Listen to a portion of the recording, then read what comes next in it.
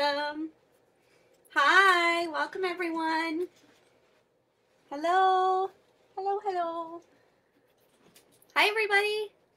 Welcome to our morning meeting. We're here with Ophelia. Hi. What do you think? Good morning.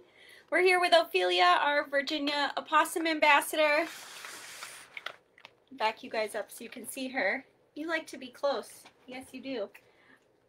I know. Ophelia is our Virginia opossum, one of them. We have a new addition to the family that we'll be introducing to you guys shortly.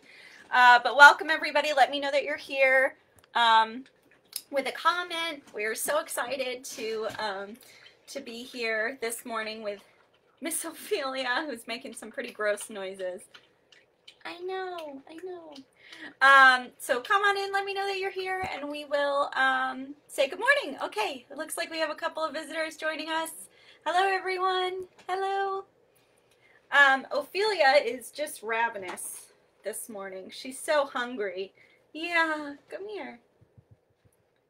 Okay. For those of you who have not met Ophelia, she is our Virginia opossum ambassador. She is very sweet. She's getting up there, but we do love spending time with her, and she loves spending time with us because we give her lots of treats. So we're here just hanging out with our Ophelia lady. Good morning, everybody. I see we have some visitors joining us. Let me know that you're here. Leave me a comment. I also love hearing where everyone is from, so let me know where you're watching from. Good morning, Lori. Hello. Good morning. Good morning. Hi. Yes, I understand that you are hungry. So we did have to wake up Miss Ophelia for this broadcast. So, oh, you don't want cat food now? It's not good enough for you now? Yeah. So we did wake her up this morning for this special live. Good morning, everybody. Ophelia is, as an older girl, a little bit slower. She likes to sleep in. We usually see her wake up around maybe 3 or 4 in the afternoon, which is pretty normal for a wild opossum, but a lot of our ambassadors become kind of used to the fact that we're here during the day. Hey, come here. And will be more active during the day. So, for example, Henry, our Virginia, our North American porcupine, is actually more of a diurnal animal. So, so a lot of our ambassadors kind of adjust to being awake during the day when we're here and when we can interact with them. Lori says she's from North Iowa. Sarah says, I love her cross eyes. Hi. Yeah, so she does look like she has cross eyes, and this is something that happens with Virginia opossums quite often in captivity. They will develop these cross eyes. It's actually like fat deposits next to their eyes, and it does look like they have cross eyes, but they are actually, you know, just little fat deposits.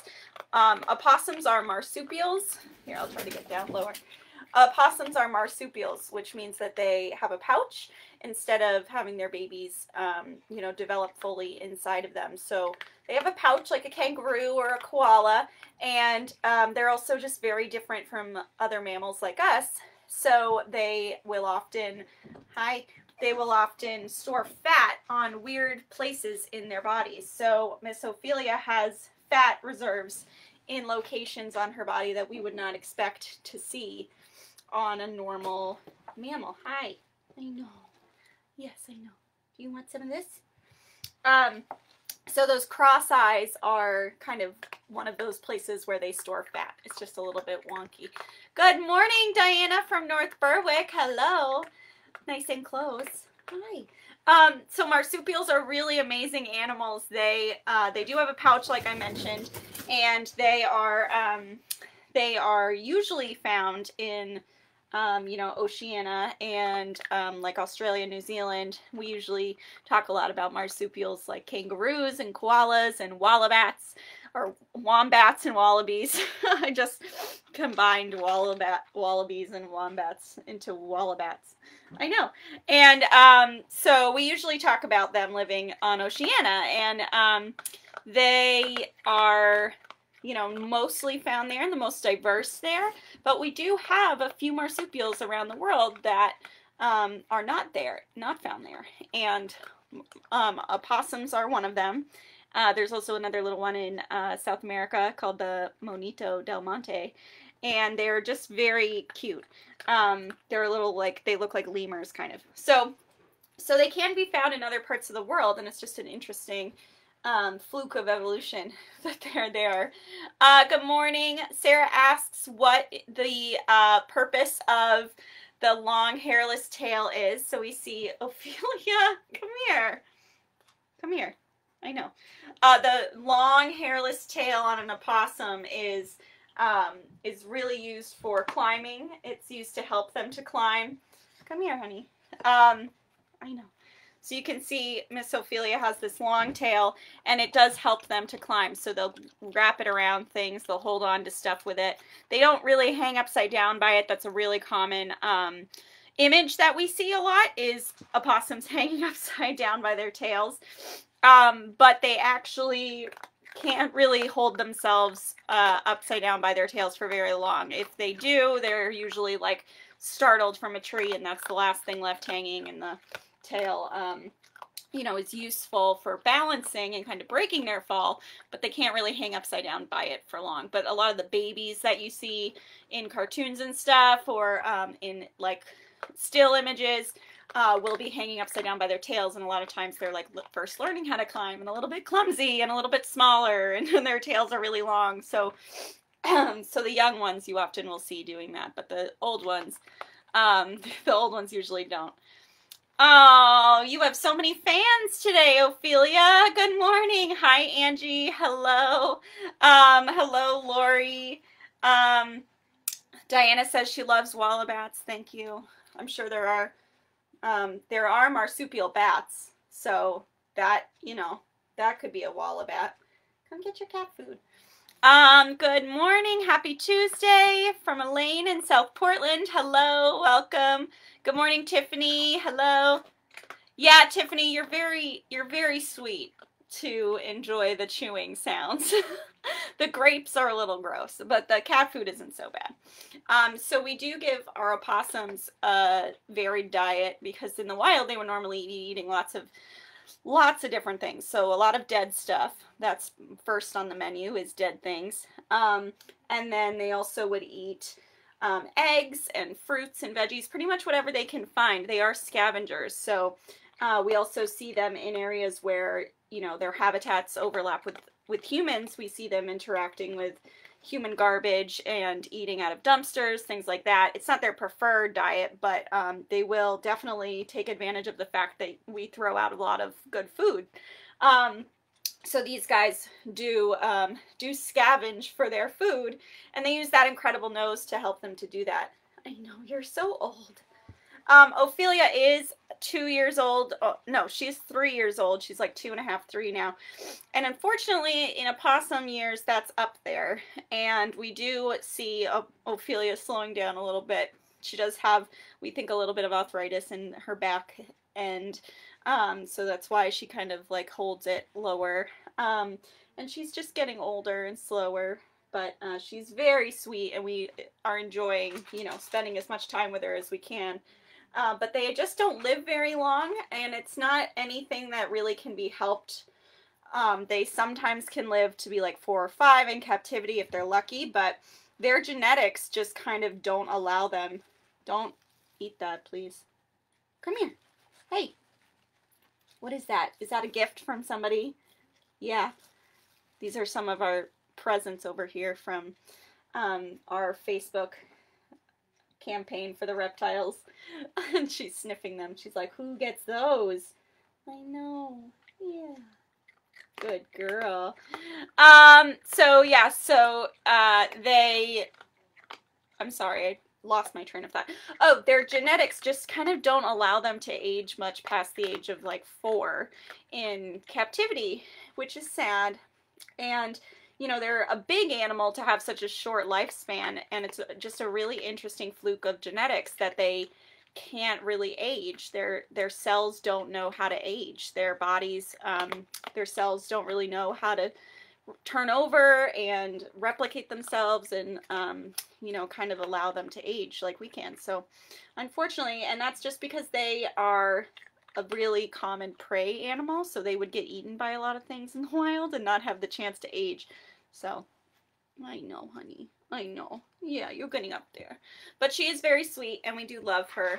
And we do have a new member of the family that we cannot wait to introduce it to everybody. We do have, you're just smelling the cup.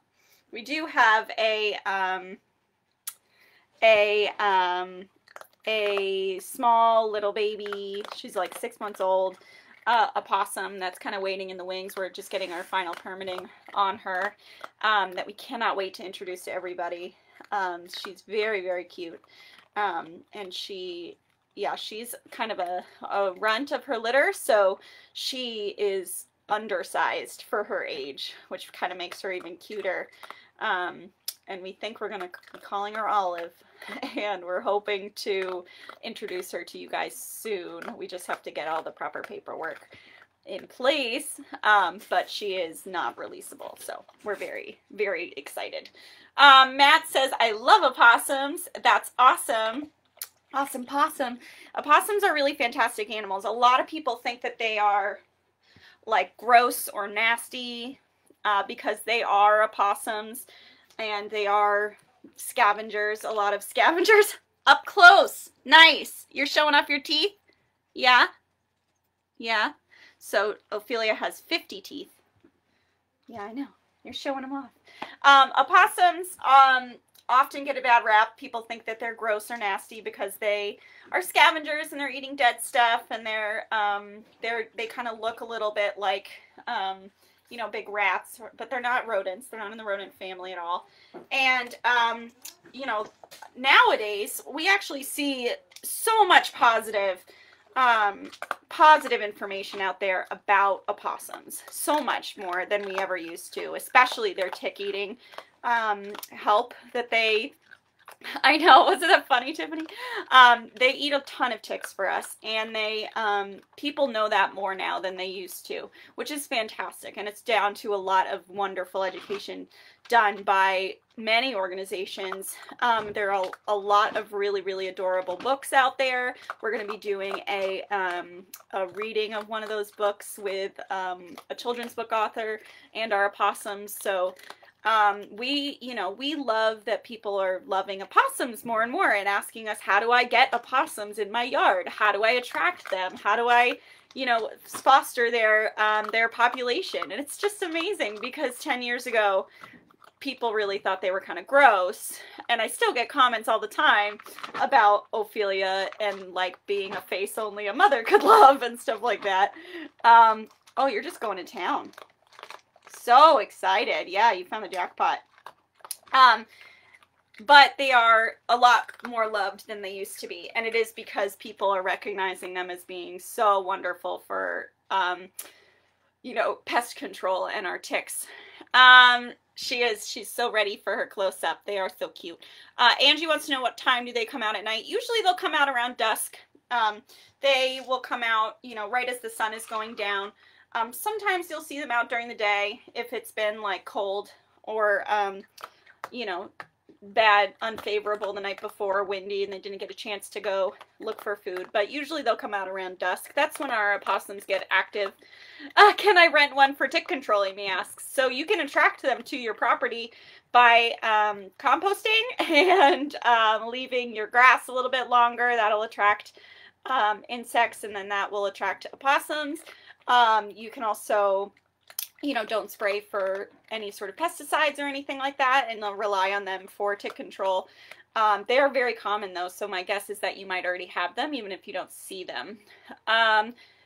Kara asks, can we visit the possums? So not currently, just because of COVID, but soon, yes. And you can always book a private tour. We just don't want people dropping in. So you can visit them in a private tour.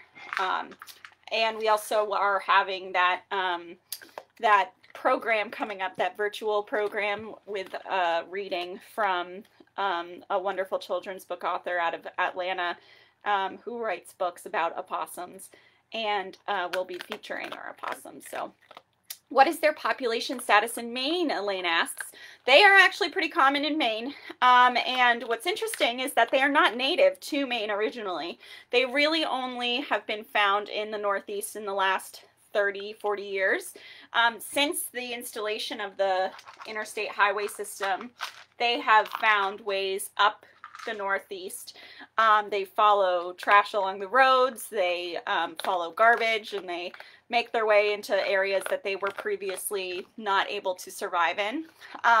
So this is an animal that definitely is not adapted to live in Maine in the winter. So these naked ears, the bare tail, the bare toes, those are not northeastern adaptations, and the fact that they're here is really down to the fact that they can reproduce so much. They have 13 babies at a time, 2 to 3 times a year, so they are able to make more of themselves, and then they also are so good at eating a variety of things and really whatever they can find. So so the fact that they're here is really kind of is a fluke in and of itself. But so their populations are actually doing really well in Maine because they're so good at living with people. And that's the case for most wild animals. If they're good at living with people, they're going to do well. And so we see them in really urban environments. They live in cities and towns. They love, to eat our garbage. But then they're also a forest-dwelling creature, so they love the forests out here. They just get maybe preyed upon a little bit more. Hi. Why are her paws / claws like that? So she actually has these claws that have like kind of an opposable nature to them. So her paws, her hands are kind of like ours. She can grab and hold on to things with them. She actually has opposable thumbs on her back feet that allow her to grab and hold on to things too. So they have these really crazy kind of monkey hands to help them to climb. That's a really good question. You're welcome, Amy. Sarah Jane, do they play dead? They do. So it's not really an act. They are actually fainted or like passed out. They are not playing dead. They are kind of fainted, and it's in response to like a predator coming up to them and scaring them, and the adrenaline in their system basically makes them really nervous and they pass out. And it's a way for them to kind of trick predators into thinking that they're a dead animal, and predators of live prey might not want to eat that. So where are you going? Come here. So predators of live animals might not want to eat a dead animal. They also will put out this foul odor, this really stinky green goo from their behinds that smells like rotting meat, so that a predator might be convinced that they are dead and decaying and then not eat them. So they do play dead, and it doesn't always work, but they're passed out, so if it doesn't work, they don't really know any better. But that's one of the reasons why they don't live very long in the wild, is because that's their only defense, is to play dead, and it doesn't always work. No. That's not food. I know it looked like a cup of food, but it's not. She's going for my paper clips. It's not food, but they're in a cup. Let's see.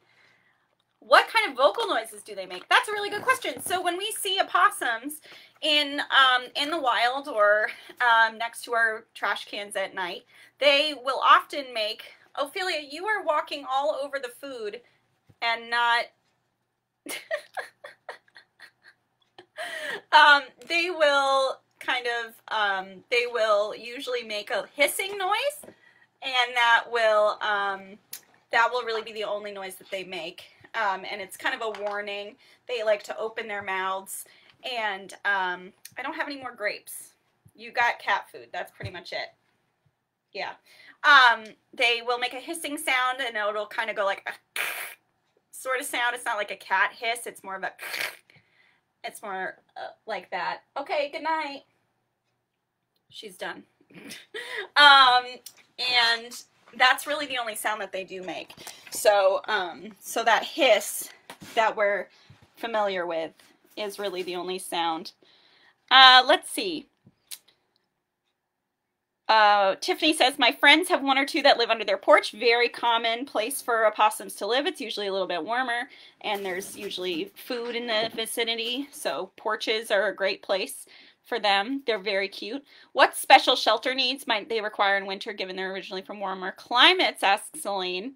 Spaces in garages, makeshift shelters. So I have actually seen the shelters that folks will build for cats, like stray cats. They're usually like Tupperwares that are lined with like foam padding or straw, and then have a little like door cut in them. So they're online, and if you look up like cat shelters, that's usually something that you can build and provide for an opossum. And some people put out like food for them, but we generally don't recommend doing that because it will attract all sorts of wildlife, not just opossums. And opossums are not like, they're not harmless. They can bite and they can spread some diseases, though not many. So, you know, you might not want to encourage too many opossums. They are wonderful for tick control, but it's hard to just put out food for opossums. You'll put out food and then you'll attract a bunch of animals. So we don't always recommend putting out food or feeding wildlife. Yeah. But you can provide shelters. They might be occupied by something other than an opossum, but you can provide those shelters. Those are a good way to make sure that they stay warm, because they are not from around here. And we do get opossums that come in with either, you know, fingers that are missing because of frostbite, or tail tips that are missing because of frostbite. So it is nice to provide them with a little supplemental heat. We feed a lady possum. We named her Patty. That's so cute. Yeah, and they will eat a lot of, like, we're giving her cat food now. It is mostly meat. They do need other things in their diet, but they can find those on their own. And again, if you are choosing to feed opossums, just know that you might also be feeding raccoons and fox and skunk. And if you have domestic animals, you want to make sure that they are not going out and interacting with those. Are you pooped now? You're so tired now. That was a lot. Amy says opossums are her spirit animal. That's very funny. Thomas says there are lots of those down there. They eat all kinds of bugs, including lice. Yes, so the way that they eat these bugs is by grooming themselves and discovering those bugs on their bodies. So when they are walking through the woods at night and they're picking up all sorts of bugs, including lice and ticks and beetles and all sorts of stuff, they will then go back and groom themselves after they're, you know, done with their jaunt, and find all of those insects on their bodies and then pick them off and eat them. And because they're scavengers and it's an extra source of protein, it's great for them. So, so they do eat a lot of insects that way. And they are, you know, really, really good for pest control. Can you ID a male or a female visually from a safe distance? Tiffany, I would say males are typically larger. So, you know, they're usually a bit bigger. I also see a little bit of a difference in the face shape, but not all the time, and not everybody agrees on that one. I think that the females tend to have more like heart-shaped faces, like you would see in like a cartoon, but it could also just be like younger ones. I'm not really sure. So I would say size is the best way to identify a male or a female. The males are usually bigger. Yep, Thomas, they eat tons and tons of insects. You guys have been so engaged today. I'm so excited that you guys love opossums so much. Definitely check out. Hi Kara, good morning. We will be doing that virtual program in December, so definitely keep your eyes out for that. It should be going up really soon. to see our newest member of the ambassador team, and then also Ophelia, and read some really sweet children's books. So if any of you guys have children at home and want to find a way to enrich them or their curriculum, definitely check that out. It'll be up in the next few days, and tickets will be going on sale for that. So thank you guys so much. Kara says she was surprised to see how big she was when she saw her. Kara, I'm sorry that she's now put herself to bed. It's early. It's like waking up in the middle of the night for us. She just had a midnight snack and now she's gonna go back to bed. Yeah, she is bigger than we would expect, probably because she is, you know, an adult, and we might see juveniles more frequently in the wild. We might encounter them more when they're in that phase of life where they're kind of a little bit more curious about people and not as afraid of people yet when they're young.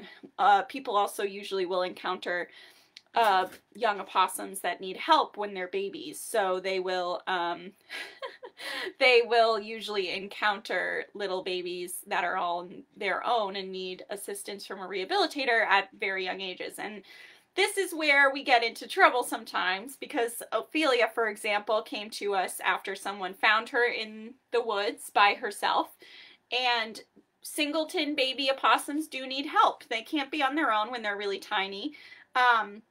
You know, there's a certain length that we say is usually like 7 or 8 inches, and any bigger than that, they can be on their own. Any smaller than that, and they need a little bit more assistance. They need to get a little bit bigger before they're on their own. And they do need help, but they do not need help from, you know, people bringing them into their homes and cuddling them in their beds and trying to raise them as pets. They need help from a licensed rehabilitator. So Ophelia was unfortunately kept as a pet for a little bit when she was a baby, and got really accustomed to people and really loves people and is very social and loves food. That's the other thing, is opossums are really, really food motivated, so it's really easy to teach them that people will give them food and think that they're great. Angie asks, where do possums go when it's raining or snowing? So they will most likely find shelter either in the wild or in a human structure. So they might go under a porch or in a barn or in a garage or something like that, or in the woods. They might go under a log or in a, you know, an empty den from a fox, or you know, in a hollowed out tree, something like that. So they will find shelter in the woods if it's raining or snowing. And the other thing is that they are not necessarily evolved to live in an area where it is snowing. So their natural behaviors when they are snowing are interesting. They will make little dens for themselves. They'll make themselves little igloos out of straw and leaves and all sorts of things. And so we provide that for Ophelia and our new friend, and they do a really, really good job of making their own little shelters. They make their own little dens. It's really cool. They'll use their tails to wrap around leaves, and in the case of Ophelia, she prefers like fleece blankets. So they'll use their tails to wrap around that and then pull it in behind them. And they'll make themselves a little den. So it's really, they'll insulate themselves. It's kind of cool. If you've ever seen a squirrel nesting, it's similar, but these guys are doing it with their tails instead. It's really cute. So they do build a nest. They won't necessarily build like an intricate nest. They're really using the leaf litter and things for like insulation. But they will build a rudimentary nest. They don't like dig themselves a den. They'll usually find an old one or a hollowed out tree or something like that. Yeah, so Kara says they have found opossums in their chicken coop before, and this is a really big thing that we hear more and more about as backyard like chicken keeping is more common. And opossums are not going to hurt your chickens. Unless your chickens are dead, the opossum is not going to eat them. They are scavengers. They don't have any ability to kill an animal. They're very slow. They're not going to hurt anybody. And as long as the chickens are not bothered, they're okay. We get a lot of calls about this. Usually if anything is getting into a chicken coop, it's a fox or a predator of some kind. These guys are not predators. They are just going to eat dead stuff. So if one of your chicken dies and then there's an opossum, then you might encounter some issues. But it sounds like, Kara, you have a pretty good relationship with that opossum. They just like the food and the warmth. And this is something that happens when we put out food for anybody in the wild. It will attract somebody. So opossums might come to chicken food. They'll eat anything. So, and then the warmth also, they love that. So, Ophelia's put herself to bed. Hello, Louise. I'm sorry that you're joining us later, but we'll leave the video up on Facebook for you. If you guys have any last questions, I'm happy to answer them. You guys have been so, yeah, Louise. You guys have been so wonderful and engaging today, so thank you so much. But yeah, if you have any other last questions, I'm happy to answer them. Otherwise, we're going to put Miss Ophelia back to bed outside. She has a really nice heated or insulated little den area. She gets lots of fleeces, and then on really cold nights we'll give her a little Snuggie safe. It's like a hot water bottle, and it helps to keep her warm.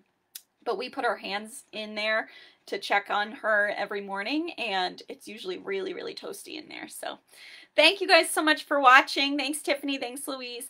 And if you have any other questions that I didn't answer, just leave them in the comments, and I'll try to get to them after the video is over. But we really appreciate everybody watching and tuning in. And Ophelia really appreciates all the snacks. So everybody wins. Thanks, everyone. Have a great rest of your Tuesday, and we will see you again tomorrow. Kristen will be in with another one of our ambassador friends. So thank you guys so much, and we'll see you later. Bye, everybody.